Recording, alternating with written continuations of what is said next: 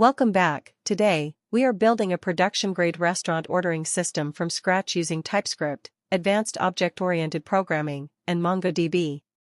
This is part 1 of a 3-part series designed to take your back-end architecture skills to the enterprise level.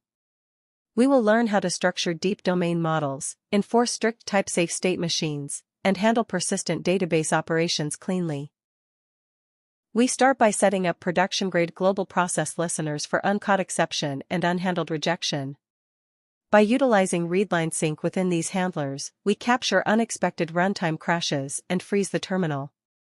This keeps our debugging stack traces fully visible instead of letting the console immediately close. Next, we secure our business rules using explicit, string-backed TypeScript enums for food categories, order statuses, and payment methods.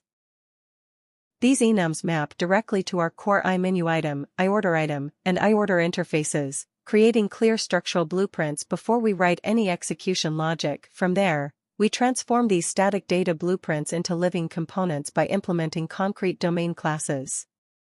The MenuItem class uses TypeScript's clean constructor shorthand to assign properties instantly and includes a built-in display method. The OrderItem class tracks line items and encapsulates its own total cost calculations.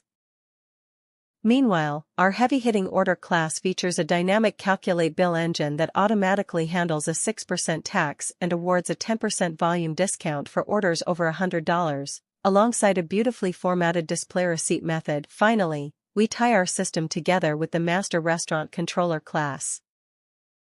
This hub manages our internal state and features an asynchronous load data routine that pulls raw records from our MongoDB database and hydrates them back into rich, functioning class instances. It also kicks off our core CRUD layer with strict validation routines like add menu item and search menu. This sets up the perfect architectural runway for part 2, where we will complete our data layers and build our interactive terminal interface. Let's start coding. Source code link in description.